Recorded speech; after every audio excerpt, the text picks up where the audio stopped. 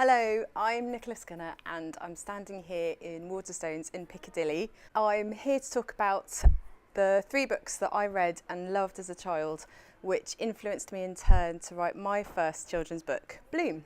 Bloom is the story of Sorrel Fallowfield, an 11-year-old girl who lives her life according to a very strict timetable. She's very, very good at being very, very good. She's the type of girl who irons her shirts and knows what she's doing at any given time of the day. She wouldn't dream of stepping out of line or questioning authority. And her only ambition is to win her school's most obedient child competition. Unfortunately for Sorrel, fate has other plans in store. And on the day that the competition is announced, she's lured out into her backyard where she discovers or is presented with a very old, very faded packet of seeds, and the moment that she finds them, her carefully laid plans go awry and all sorts of chaos ensues. At the heart of my book, the humour comes from the fact that Sorrel is a bit of a hapless protagonist who's quite blind to what she really needs, and she has quite misplaced ambitions which aren't very good for her. And that's at the heart of some of my favourite books of all time, which are the Adrian Diaries by Sue Townsend. I read the first Adrian Mole book when I was younger than Adrian in the first book, so I think I was about 11, and I picked it up off my parents' bookshelf. And I had the honour of living through the 80s and 90s when Sue Townsend was producing one of these books every couple of years. So I watched Adrian Mole as he grew from a teenager to a young man and finally to a middle-aged man.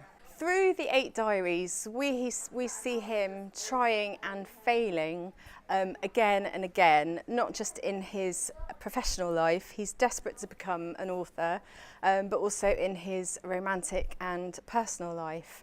You could say that it's sort of 8 diaries of epic fails. And I think it's quite easy to dismiss Adrian Mole as a sort of comical loser. But as I read these books again and again, he stopped being a loser for me and he became a sort of accidental hero. I think there's something incredibly noble and dignified in the way that he keeps on keeping on. Harriet the Spy by Louise Fitzhugh, one of my favourite books, if not my favourite book of all time. For those of you who don't know, Harriet the Spy is an 11-year-old girl living in New York in the early 60s. Like Adrian Mole, she's an aspiring writer, and she has notebooks in which she writes about her friends and her family, but she takes it one step further than Adrian and she writes about complete strangers. Harriet actively spies on people to write about them.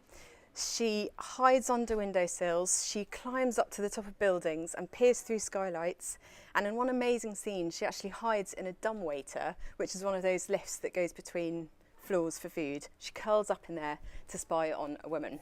And she does all of this because she's interested in people's secret selves.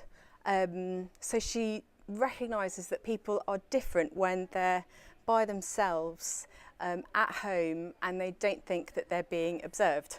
From secret diaries to secret notebooks and secret selves, it's probably no wonder that my third book is The Secret Garden by Frances Hodgson Burnett. This book has the most amazingly dark and gothic beginnings of all children's books I've ever read. It starts with a young girl called Mary Lennox, who's born in India at the turn of the 20th century to some rather useless parents who take one look at her when she's born and say, no thanks, we don't want any of that. So the first 10 years of her life, she's basically by herself, being looked after by servants who don't love her. And the book starts with us finding this out about her as a cholera epidemic sweeps through her house. She's sitting in her bedroom, completely alone, very hungry and irritated that no one's coming to tell her what's going on. And while she's sitting there, she can hear all these strange bumping noises of things being carried out, which are basically bodies. Unloved and unwanted, she gets palmed off yet again to a remote uncle who lives in this grand old shut-up house in Yorkshire. And when she's there, she has nothing to do but explore the grounds, and she hears rumours of a garden that's been locked away. And this starts to work on her imagination. She becomes obsessed with finding it.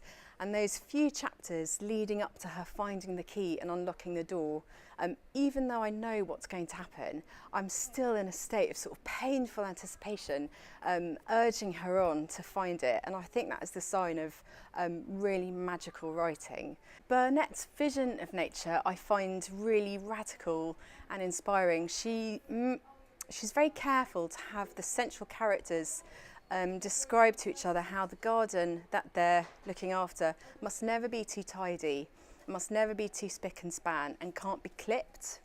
And I think that's her way of saying that children need places that are wild and private, and where children can't be straitjacketed by society. I think this book is amazing because Burnett was born into a Victorian era, one of the most repressive periods of society for children, and to come out of that and write this book sort of pleading for children to be allowed to run wild feels incredibly important and even more relevant now, today, and I'll always be in awe of it.